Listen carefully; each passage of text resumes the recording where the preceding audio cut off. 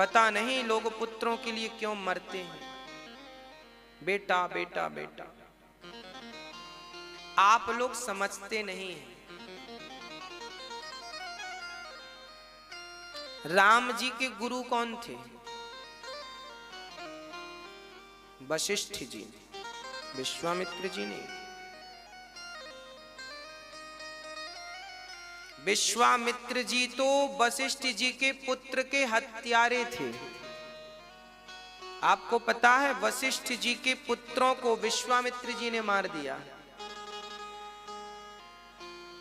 वशिष्ठ जी के बेटा शक्ति, सोचो वशिष्ठ जी के बेटा मर गए, जितने बेटे थे सब चले गए। फिर भी वशिष्ठ जी रोए नहीं, शिकायत नहीं करी कि लो बेटे मर गए।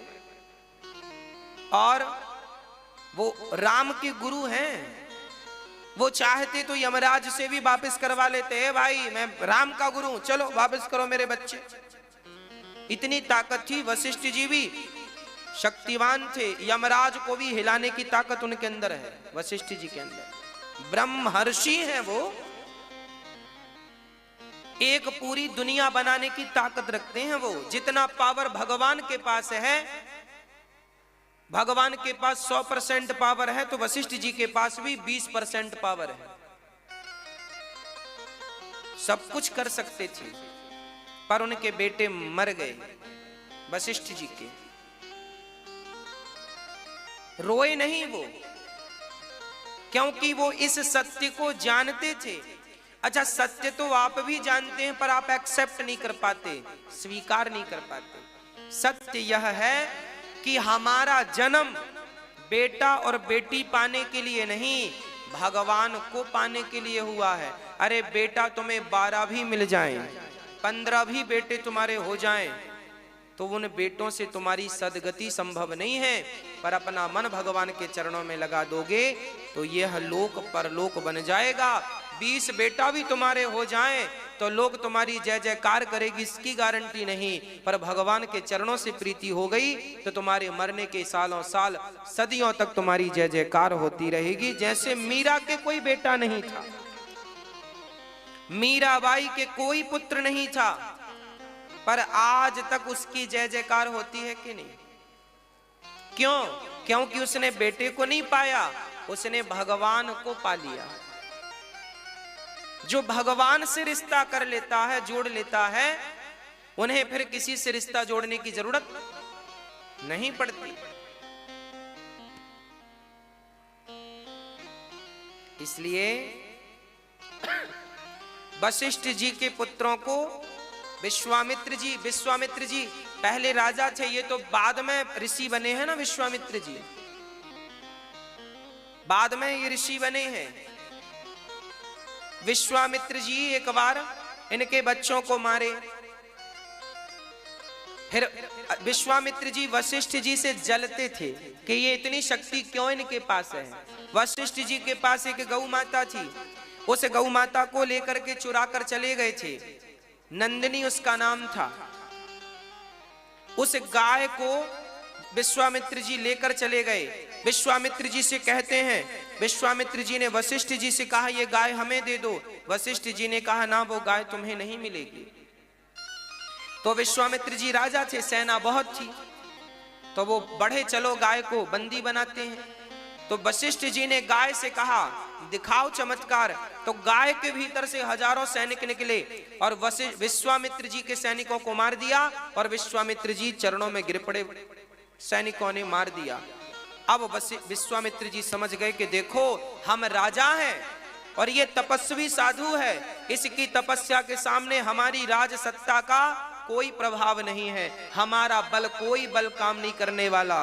धन्य है इनका बल, इनका ब्रह्म बल, ब्राह्मण बल, इनका भक्ति बल हमसे ज्यादा अच्छा है।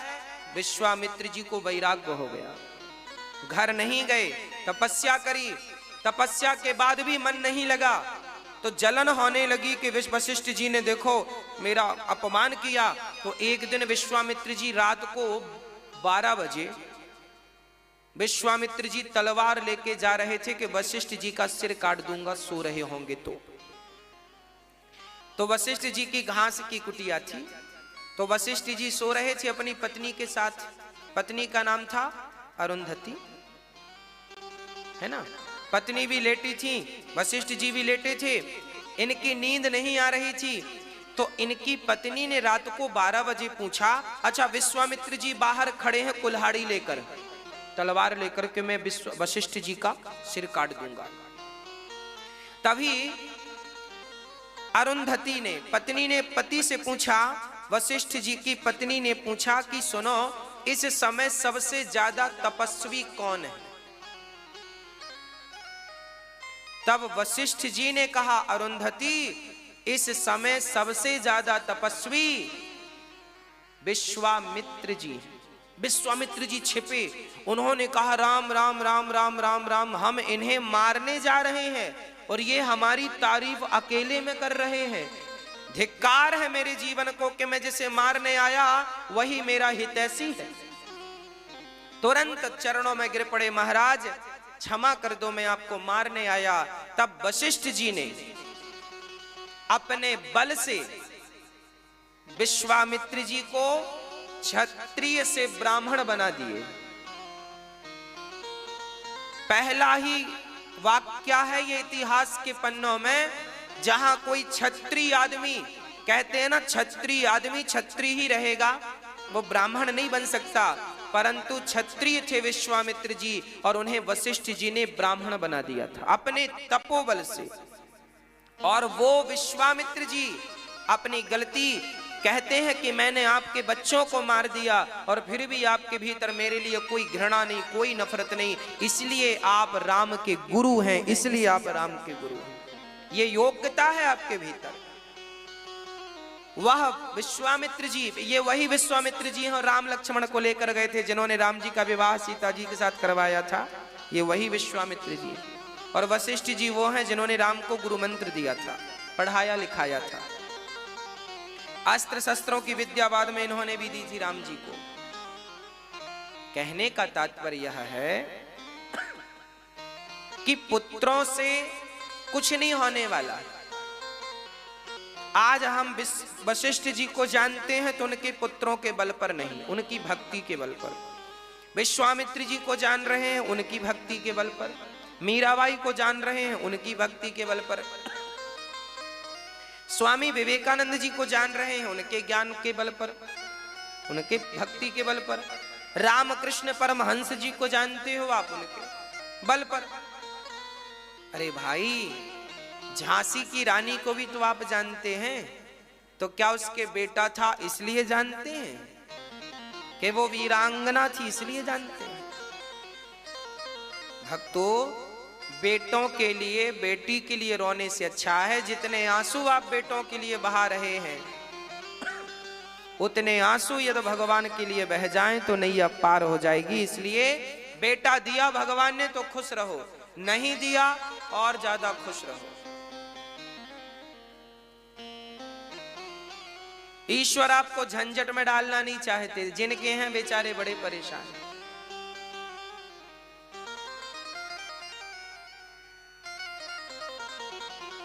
एक मां के दो बेटे थे। मां उन्हें समझाए कुछ, वो समझे कुछ, दोनों नालायक थे। एक दिन उनके पिताजी चल बसे। पिताजी गए तो उनको चिता पर जलाया बेटों ने, और 3 दिन बाद राख भर ले आते हैं ना शमशान से, तो घड़े में राख लेके आए बच्चे। तो उनकी माँ ने देखा कि मेरे पति हैं ये, तो रख दिया बड़ी श्रद्धा से। और फिर परंपरा है कि वो राख लेके गंगा जी जाते हैं लोग। तो माँ ने अपने बेटों से कहा, बेटा जाओ पिता की राख गंगा जी में डालाओ, उनका उद्धार हो जाएगा। बेटों ने कहा, माँ पागल हो गई है तू, गंगा वंगा में डालने से कुछ नहीं होता, रखी रहने दे। माँ ने कहा राम राम राम, कितने दुष्ट बेटे हैं ये, बाप की राख भी गंगा जी में नहीं डाल रहे। माँ ने जोर लगाया, पागल हो, तेरा दिमाग खराब हो गया, अरे बाप की राख तो कम से कम गंगा में डालाओ। रोने लगी माँ, बच्चों को लगा रे राम राम, रो रही है माँ। तो दोनों बच्चे गाड़ी निकाले, पिता को दबाया यहाँ कांख में, घड़ा चले। और गंगा दूर नहीं थी, वो गंगा के तट के वासी थे, 25 किलोमीटर दूर गंगा थी, कोई 1000 किलोमीटर भी नहीं थी, 25 किलोमीटर दूर गंगा थी। उन गंगा के पास के लोग थे वो। तो बेटों को लगा देखो जी 25 किलोमीटर जाएंगे, गाड़ी में पेट्रोल कम है। तो वहां पास में एक नाला बह रहा था, वो भी गंगा जी जा रहा था। बेटे तो बेटे और वो भी नालायक। तो बेटों ने बाप की राख गंगा में न डाल के नाले में डाल दी, और नाले में डाल के आए। माँ ने कहा गंगा में, हाँ माँ डाल दी गंगा में। माँ को बड़ी खुशी, चलो गंगा में डाल दी। अब जब माँ सोई तो रात को उनके पति ने कहा सुनो, ये दोनों इतने दुष्ट हैं कि हमें नाले में डाल के आ गए, गंगा में नहीं डाला इन्होंने, नाला में हमारी राख डाल दी। अब मां सवेरे जागी, बच्चों को थप्पड़ लगाया, क्यों रे दुष्ट, पिता की राख तुमने नाले में डाल दी। बच्चों ने कहा राम राम, मां तुझे किसने बताया? बोले तेरे पापा आए थे सपने में। बच्चों ने कहा पापा को भी 30 किलोमीटर आगे नहीं जा सके कि वहां गंगा जी यहां सपना देने आ गए। अरे थोड़ी आगे तो थी गंगा जी, वहां आगे चले जाते तो वहां आगे नहीं गए, पीछे पिछल के मां को सपना देने आ गए।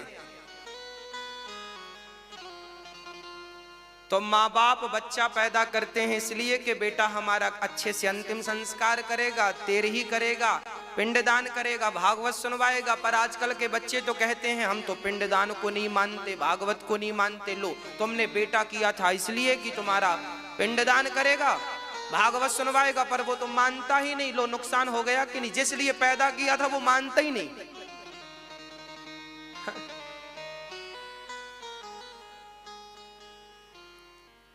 ऐसे बच्चे हैं। तो देख लो, ऐसे बच्चों के लिए रोने से अच्छा है कि भगवान के लिए रोया जाए। भगवान के लिए रोएंगे तो सब बढ़िया होगा। और हम तो आपसे कहा करते हैं हर बार कि आप लोग भी मरते समय भगवान में मन पूरा लगा लेना, तब बढ़िया है। श्री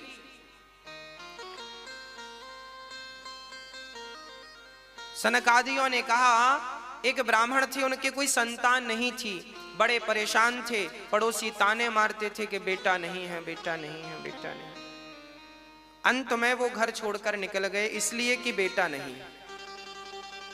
लोगों के ताने बड़े चुभते हैं ना, ये लोग भी ताना बहुत मारते हैं, खासकर बूढ़ी बूढ़ी माताएं। फलानी बहू के बेटा नहीं है, बेटा नहीं है, बेटा नहीं है, खा लिया और बस ताने चालू।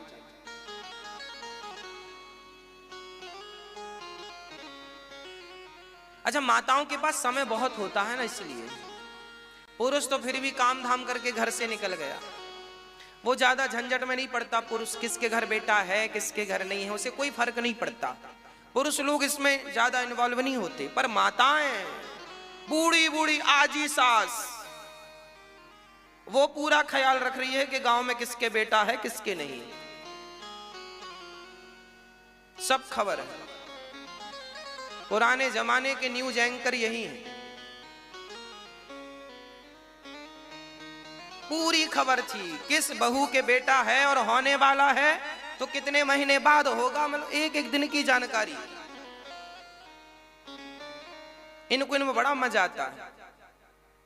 अरे बुढ़ापा आ गया है, बाल पक गए हैं, भगवान का नाम जपो, कहां ध्यान लगा है तुम्हारा बेटा बेटा में। ये सब काम आने वाली नहीं है बातें, मन भगवान में लगाओ और ताने वाने ना मारा करो किसी को।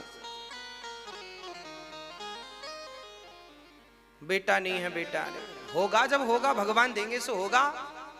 तुम दूसरे को ताना मारोगी ना कि बेटा नहीं है, तो कल तुम्हारी बहू को भी नहीं होगा, फिर तुमको लोग ताना मारेंगे, क्योंकि भगवान के घर देर है अंधेर नहीं है। यदि तुमने धोखे से किसी को अंधा कह दिया तो बस अंधा होने की तैयारी चालू हो गई आपकी उसी दिन जिस दिन तुमने किसी को अंधा कह दिया। इसलिए शास्त्र कहते हैं किसी पर हंसो मत।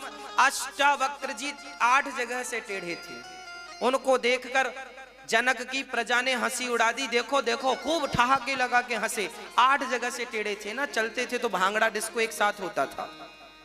अब जब हंसे सब लोग ना, तो जब सारी प्रजा हंस के शांत हो गई तो अष्टावक्र जी हंसने लगे, खूब हंसे मन लगा के। जनक जी ने गद्दी से उतर कर कहा, महाराज ये लोग इसलिए हंसे कि आप टेढ़े हैं, आपकी चाल को देखकर हंसे। आप क्यों हंसे ये मुझे समझ नहीं आया, आप क्यों हंसे? तब अष्टावक्र जी ने कहा, ये पूछो इन लोगों से कि ये किस पर हंसे, मुझ पर हंसे या मुझे बनाने वाले पर हंसे, क्योंकि मैं अपने से तो टेढ़ा बन नहीं गया। यदि मैं अंधा हूं तो अपने से तो नहीं हूं ना, भगवान ने नहीं दी आंखें तो मेरा क्या कसूर है भाई। मैं लंगड़ा हूं तो अपने से तो हो नहीं गया, भगवान ने ही पांव नहीं दिए तो मैं क्या करूं। और किसी को बेटा नहीं होता तो उसका क्या कसूर है, भगवान ने ही नहीं चाहा तो नहीं दिया। और सुनो, ये मुझ पर हंसे क्यों, इनसे पूछो मुझ पर हंसे हैं या मुझे बनाने वाले पर हंसे हैं, किस पर हंसे हैं? क्योंकि मुझ पर हंसे हैं तो मैं तो कुछ हूं नहीं, क्योंकि मैं हूं नहीं ना, मैं तो भगवान ने जैसा बना दिया वैसा हूं। गोरा बना दिया गोरा हूं, काला बना दिया काला हूं, 4 फीट का बनाया तो 4 फीट का हूं, 10 फीट का बना दिया मैं 10 फीट का हूं। मैं तो कुछ हूं ही नहीं, मेरा तो कोई अस्तित्व नहीं है। बताओ आपका क्या अस्तित्व है? भगवान ने तुम्हें 6 फीट 4 इंच का बनाया, तुम 6 फीट 4 इंच के हो। किसी को नाटा बना दिया 5 फीट का है 5 फीट का है, कोई 7 फीट का है तो 7 फीट का है, गोरा है तो गोरा, काला है तो काला, कमजोर है तो कमजोर। अरे भाई तुम और हमने क्या बनाया है? हमने थोड़ी अपने से आंखें लगा ली कान लगा लिए। आप हंसे किस पर, मुझ पर या मुझे बनाने वाले पर? यदि मुझ पर हंसे हो तो ये तो सिर्फ चमड़ी है, और तुम तो हमारी चमड़ी देखकर हंस रहे हो। तो चमड़ी की पहचान तो केवल मोची को होती है। तो तुम्हारी सभा में जितने बैठे हैं सब के सब मोची हैं, क्योंकि चमड़ी की पहचान सिर्फ मोची करता है कि अच्छी चमड़ा है, ये अच्छा चमड़ा है, अच्छा चमड़ा नहीं है। तो तुम तो चमड़े को देखकर हंस रहे हो ना, वो चमड़े को तो केवल मोची पहचानता है। तुमने हमें तो देख लिया पर हमें बनाने वाले को नहीं देखा। आप बताओ किस पर आप हंसेंगे? जिसको बेटा नहीं उसको देख के हंसेंगे, या जो लंगड़ा है उसे देख के हंसेंगे, या जो भिखारी है उसे देखकर हंसेंगे? किसे देखकर हंसेंगे? इसलिए बच्चों को भी ये संस्कार दो बचपन में कि बेटा किसी को देखकर हंसी नहीं उड़ानी, बल्कि उनका सहयोग करना है, उनको हृदय से लगाना है, उनका मनोबल बढ़ाना है, ना कि तुम मनोबल घटाने लग जाओ। अब सोचो एक स्त्री आपके बीच में बैठी है और सब बातें कर रही है, सुनो इसको बेटा नहीं है, डॉक्टर ने कहा होगा ही नहीं, हाँ और कई तो हंस रही। अब सोचो आप लोग तो अपना मौज कर रही हो, उस पर क्या गुजर रही होगी? कभी किसी ने सोचा है उसके दिल में क्या चल रहा होगा? आपके ताने के चक्कर में वो डिप्रेशन